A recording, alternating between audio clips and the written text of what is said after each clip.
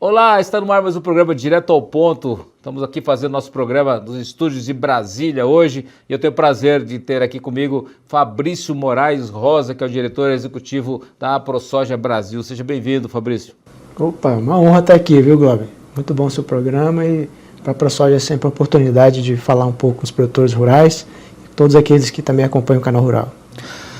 Fabrício, a honra é nossa, mas eu quero falar com você de uma coisa que está preocupando, acho que todo mundo, com essa questão da guerra.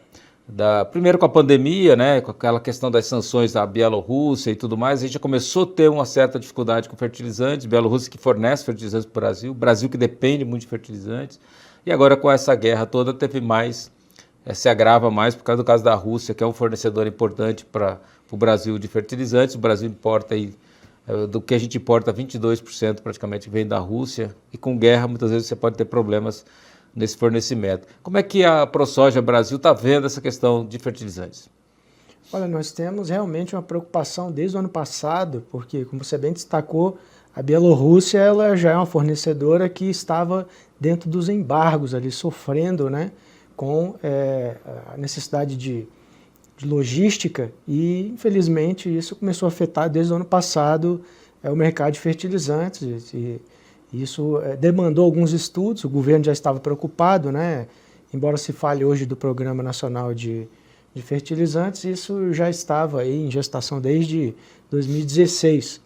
Então nós começamos a estudar de como poderia ser, de alguma forma, enfrentada essa situação, né? Algumas iniciativas muito interessantes, como a do Mato Grosso, que fez uma live com pesquisadores mostrando que o produtor poderia até, durante uma safra, não utilizar tanto fertilizante como de costume, né? Poderia suportar aí uma safra, uma adubação talvez até zero, dependendo da situação. Mas também começamos a estudar junto com o governo as medidas do ponto de vista até diplomáticas que poderiam ser lançadas como alternativas. Como você bem destacou, tinha a questão da Rússia, Bielorrússia, que são...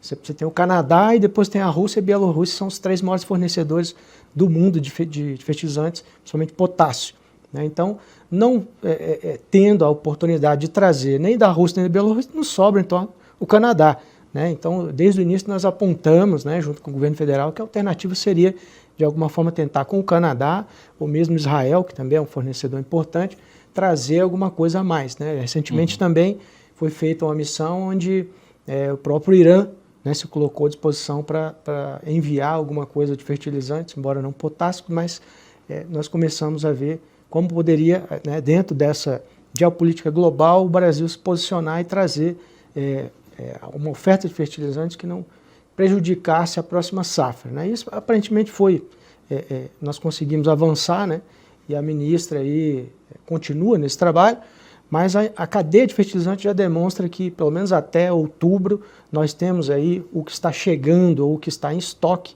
fertilizantes suficientes. Aí agora realmente a gente acompanhar, né? A AproSoja vai acompanhar para e passo exatamente isso, fornecimento e a chegada desse fertilizante ao longo do ano. Agora fala até outubro, né? Outubro começa a safra, né? Então você precisa também de fertilizante de novembro, precisa de dezembro, depois precisa também para a safra em janeiro, a segunda safra, que é uma safra pesada, principalmente de milho.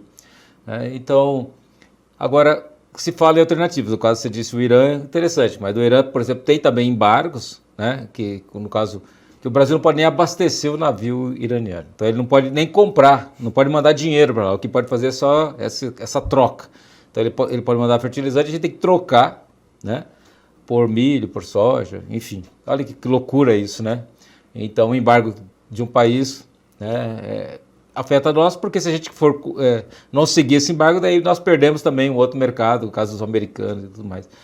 Mas daí, no caso, como é que você vê? Por exemplo, se der problema na Rússia, que hoje fornece 20% praticamente do potássio, principalmente potássio, que é um item importante, principalmente no caso do milho, da soja.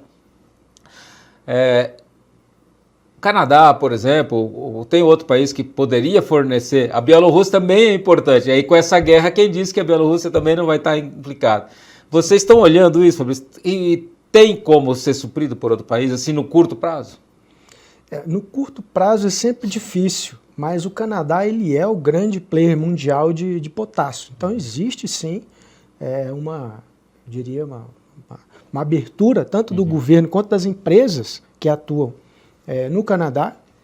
E, por outro lado, você tem a oportunidade também no Brasil, né, de fazer esforços de exploração de minas aqui. Então, no curto prazo não tem como resolver realmente. Mas, por outro lado, você abriu uma oportunidade de negociação com o Canadá. E hoje, né, tem um fornecimento aí global aí de pelo menos 30% do potássio do mundo. Ele tem abertura para trazer para o Brasil, né? A ministra esteve lá, começou alguma negociação. Isso vai depender, obviamente, de acordos bilaterais que o Canadá tem com outros países que também vão estar numa situação semelhante do Brasil. Mas eu acredito aí que pelo menos uns 10% do que ficaria aí dentro desses 28 que você colocou, né, é possível a gente tentar compensar com o Canadá. O resto realmente não existe de onde tirar. Se faltar, se depois de outubro não tiver resolvido, né, o problema, os embargos, nós vamos entrar numa situação extremamente delicada. Por outro lado, vai pressionar soluções que o governo brasileiro precisa ou já precisaria ter enfrentado há mais tempo, né, para que a gente avance aí com projetos nacionais, seja de jazidas, ou seja das alternativas que também existem, né, alternativas à utilização de rochas, de substratos e também de micro-organismos, né, que aumentam a disponibilidade desses nutrientes para a planta.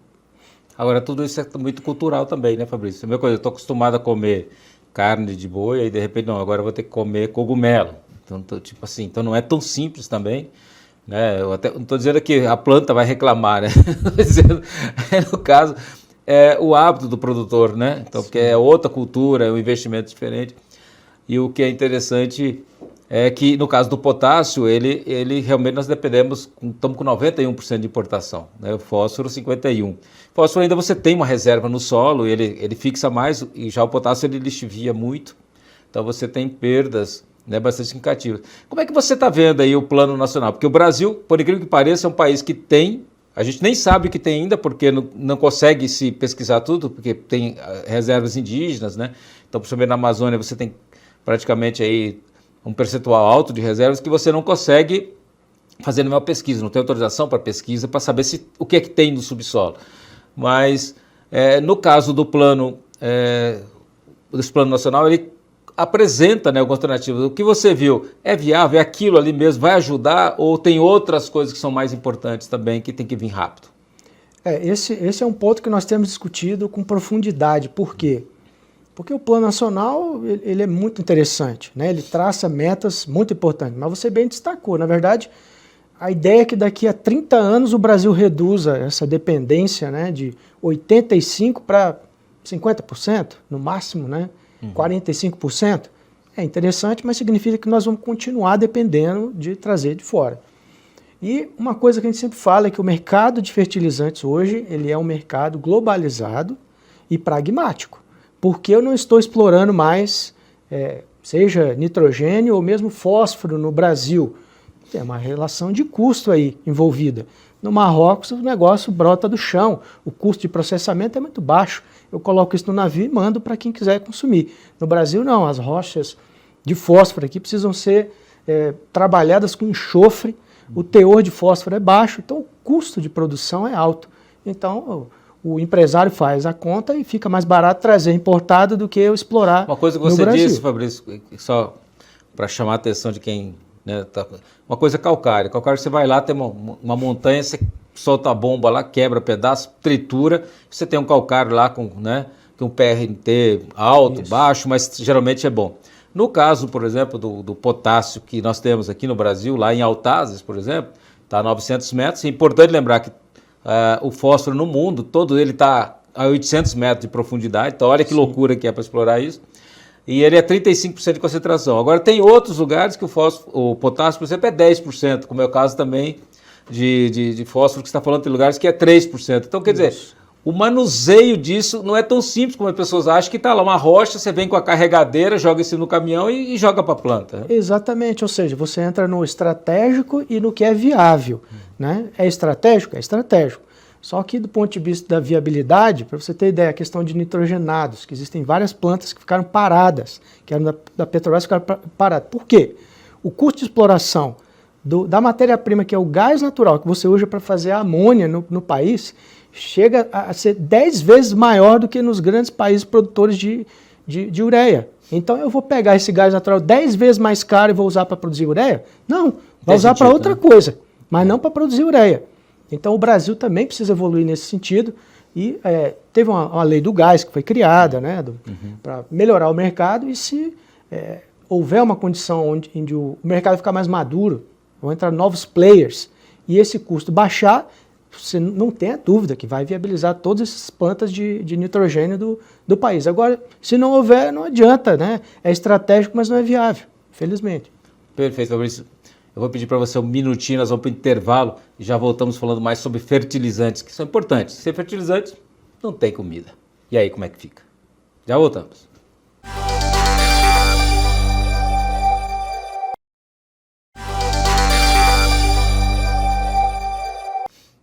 De volta direto ao ponto, falando com o Fabrício Moraes Rosa sobre fertilizantes. Fabrício, eu queria que você falasse para nós a importância do fertilizante na agricultura, né, do crescimento da população. Por que o fertilizante é tão importante para a agricultura, principalmente no caso do Brasil? Perfeito. Bom, a gente tem aí pelo menos 10 mil anos, né, de agricultura registrada, em que o homem começou a dominar realmente o cultivo, né, de determinados grãos, né, os mais importantes aí, trigo, centeio, cevada, e isso permitiu que ele se fixasse à terra. Antes ele tinha que ser nômade, né, tinha que andar e coletar frutas e castanhas, né, ou caçar, e isso permitiu, sem dúvida nenhuma, que a humanidade se desenvolvesse, né, grandes culturas e cidades, e muitas vezes perto de rios, e onde havia fertilidade. O que foi uma grande revolução, e aí sim, né, a gente traz aí, quando a gente fala de fertilizante, estou falando de revolução. A Revolução Verde trouxe, né, esses insumos, né, que são minerais, alguns bastante trabalhados e elaborados, que permitiram aí um ganho fantástico de produtividade. E os nossos cerrados aqui brasileiros, que antes eram condenados, né? Eu lembro, meu avô falava, meu pai também relatava que achava que não ia dar nada aqui, no entorno aqui de Brasília, né, em Goiás. E hoje a gente sabe que são das regiões mais produtivas, né, excelentes para a agricultura. Então, sem dúvida nenhuma, sem o fertilizante, o cerrado brasileiro não seria essa realidade, essa potência agrícola mundial. Então, sem dúvida nenhuma, o fertilizante ele é essencial para que a humanidade continue produzindo. E o Brasil ele se posicionou como player global de alimentos e hoje exporta para mais de 100 países, ajuda mais de 1 bilhão de pessoas a comerem, né, no mundo, né, em alguma medida, e especialmente na China, né, onde uma massa ali imensa de 500 milhões foram para as cidades e hoje consomem uma quantidade incrível de comida que o Brasil hoje ajuda, né, a população chinesa a se alimentar. Fabrício, tem o pessoal de plantão que vai falar, poxa, agora vamos produzir tudo agricultura orgânica que você não precisa usar fertilizante, né? Vamos usar esterco, né?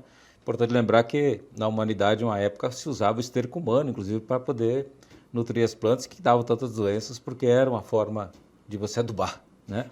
Mas é possível substituir a agricultura, por exemplo, na agricultura orgânica, onde não se usa nenhuma adubação, nenhum fertilizante mineral? Olha, veja, a gente sempre dá o exemplo da Dinamarca, né? A Dinamarca, ela quis, por lei, definir que ela seria uma nação orgânica, né? E 10 anos depois não conseguiu produzir 10% da comida que precisava de forma orgânica, né? Então, para você ver, a Dinamarca é daquele tamanho, população pequena, não conseguiu, imagina, nível global, você conseguir abastecer a população com alimentos, né? Isso não é viável, além do que não faz nenhum sentido, até do ponto de vista de geração de renda a partir da terra, né? Seria contraproducente. No Brasil, se isso fosse feito no território inteiro, era mais fácil desapropriar, porque não estaria cumprindo efetivamente a função da terra, né, de gerar riquezas, receitas e comida de forma satisfatória. A produtividade ficaria muito baixa. Então, sem dúvida nenhuma que não é possível produzir alimentos para toda a população através de um cultivo orgânico. Diferente de produzir alface, né, do que você produzir soja, algodão, milho, trigo. Né? Acho que é importante separar as coisas, né? O joio do trigo, né? Exatamente. Mas mesmo, nós temos até, né, e é interessante porque a gente pode pegar como um gancho para as alternativas que existem para produção num cenário, diria, de catastrófico, não tem fertilizante. E agora, o que vamos fazer? Alguns produtores, né, organizaram um grupo que chama o GAAS, né, o Grupo de Agricultura Sustentável, e eles desenvolveram algumas técnicas e começaram a utilizar o chamado pó de rocha. Então, o pó de rocha são rochas que fornecem potássio, sílica, outros minerais, e que a partir de uma utilização com extratos biológicos e micro-organismos, você consegue, embora esteja numa quantidade baixa, que é o que você relatava, né, talvez a planta até consiga sobreviver por um período maior, consiga produzir mais, embora com um teor baixo dos nutrientes, né? Eles descobriram que, utilizando pó de rocha e alguns biológicos, era possível manter produtividade dentro de um nível aceitável. Claro que você vai entrar naquele debate, mas que produtividade? Sim, mas a produtividade ela não é nada sem a receita também, sem a margem do produtor. Então, está produzido de forma satisfatória, é um nível de produtividade que eles julgaram como bom, né? Está ganhando dinheiro e, ao mesmo tempo, com um insumo que é alternativo. Ele está utilizando o cloreto de potássio, está usando pó de rocha para substituir como fonte de potássio. É uma alternativa, inclusive está dentro do Plano Nacional de Fertilizantes. A professora sempre foi apoiadora disso, porque olhando para o futuro, a tendência é realmente são recursos finitos, um dia vai acabar. E nós precisamos, de alguma forma, ter as alternativas, né? Ter pensado as alternativas, não pode esperar o dia seguinte para ver como nós vamos enfrentar essa situação. Então, é uma alternativa interessante, seja a utilização dos pó de rochas, como também nós temos no caso da soja aí o risóbio, né, que é o inoculante, e pasme, não é 100% dos produtores ainda que usam, não sei porquê, mas em pesquisas que se faz, tem produtor que ainda não inocula, o cara, enfim, ele perde muito dinheiro com isso. Mas não só soja, o risóbio ele pode ser inoculado em todas as leguminosas, né? No caso o feijão pode utilizar também. E mesmo no caso do milho, já há algum tempo se usa o chamado azospirilo, né? Para fazer inoculação, que você reduz drasticamente, até 70% da necessidade de nitrogênio usando o azospirilo. Então é uma revolução também. Mas parece que ainda está pouco difundido isso, né? Exatamente, esse talvez seja o grande problema hoje. Só 14% dos produtores, na última pesquisa que nós acompanhamos, até que a Embrapa nos apresentou, né, uma tecnologia que ela tem desenvolvido ao longo do tempo, só 14 dos produtores estão utilizando o azospirilo, que esse ganho que ele teria de produtividade e com uma redução de isso usa a mesma forma com que usa o inoculante? Exatamente. A mesma Você forma trata a semente? Trata a semente. Também tem uma forma de aplicar no suco, mas o rendimento é baixo. O ideal é você tratar a semente. O inoculante também, tem várias tecnologias, na época até... Né? Exatamente. Mas é uma oportunidade fantástica. E tem ainda os chamados solubilizadores. São micro-organismos também. O que tiver no solo, se você pegar aí, sei lá, 5 anos, 6 anos, ainda tem estoque lá no solo de muito nutriente, né? Em vez de adubar mais, você pode usar esses solubilizadores, eles vão disponibilizando também para a cultura o fósforo, né, que tiver disponível ali. De certa forma, isso tudo vai chamando atenção, vai buscando alternativas, como culturas que são recicladoras também, pega o potássio que está lá no fundo, puxa para no caso do girassol e assim por diante. Fabrício, eu queria então, vou pegar um exemplo, por exemplo, de Altazes, né, que tem essa mina lá, uma mina de potássio, que está a 900 metros, que não está em reserva indígena, importante lembrar, está a 8 quilômetros da reserva indígena, mas mesmo assim tem que ter toda uma história, né? E que é uma mina importante, uma das maiores do mundo, né? E que os canadenses, inclusive, são detentores, mas que está lá desde 2013 buscando licenciamento ambiental. O licenciamento, na verdade, para poder começar a operação. E não tem até hoje. São praticamente 10 anos, né? E sabe lá quanto tempo vai ainda. E mesmo quando tiver a licença para começar as obras, aí leva mais 5 anos. Porque é um processo, né? Não é assim que se monta, né? Não é como construir um galinheiro, né? Uma casa. E o licenciamento ambiental que está no Senado, ele é importante também para os fertilizantes? Sem dúvida nenhuma, né? A gente pensou aí uma gama de ações que poderiam realmente impulsionar tanto a exploração de Altazes como outras jazidas importantes no país, né? Dentre eles está o 2159, né? O projeto de lei, que hoje está tramitando conjuntamente na Comissão de Agricultura e de Meio Ambiente, mas infelizmente está pendente o relatório da senadora Cátia Abreu, Desde outubro do ano passado nós aguardamos e até hoje, infelizmente, ainda não temos esse relatório. Fizemos algumas reuniões com senadores. O que acontece? A senadora, que é uma agricultora, né, do Tocantins, que teria que ter interesse de aprovar logo isso, por que está essa demora toda? Eu acredito que existe uma dificuldade de entendimento dentro da própria comissão, né? Não vou atribuir diretamente a ela, né? Mas eu acho que não há entendimento de parte dos senadores, que a gente sabe que é uma parte que normalmente está ligado a movimentos de ONGs, né? De ambientalistas e que estão influenciando o destravamento dessa pauta, está prejudicando muito o país, né? Isso prejudica muito o país. É um projeto de lei, ele está falando de jazidas de fertilizante, mas são mais de 130 bilhões em investimentos que estão sendo represados, porque você tem hoje 55 mil normas de licenciamento ambiental. Cada estado tem uma forma de abordar. Pra você ter ideia, tem estado que já tem o chamado, o termo de adesão por compromisso para fazer o licenciamento, e tem estado que é o oposto, é o trifásico, que é aquele negócio cartorial, burocrático, vai e volta de papel, às vezes papel que não precisa, é um IARIMA que é copia e cola, né, que não tem sentido nenhum. Então, passou da hora de você criar uma regra geral para que isso seja racionalizado no país, né, e dar protagonismo também. No caso mesmo da adesão e compromisso, é para quem é de baixo impacto ambiental. Então, nada mais óbvio do que você empoderar o setor que está sendo regulado para que ele também possa participar de forma mais ativa e não tanto o governo. Então, um licenciamento desse tipo, hoje, ele, por exemplo, daria um prazo para consulta de todos os órgãos envolvidos.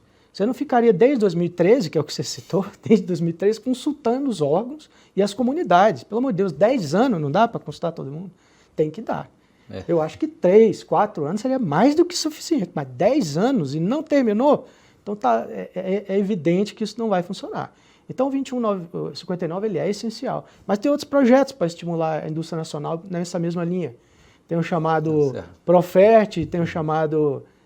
tem o próprio Programa Nacional de Fertilizante, que eles precisam ser levados a cabo também. Fabrício, infelizmente nosso tempo acabou. Papo fantástico. Só tenho a agradecer por sua participação aqui no Direto ao Ponto. Eu que agradeço mais uma vez. Foi uma honra para nós, né, estar aqui com você e com todos os amigos do Canal Rural que assistem o seu programa, que é um excelente programa, por sinal.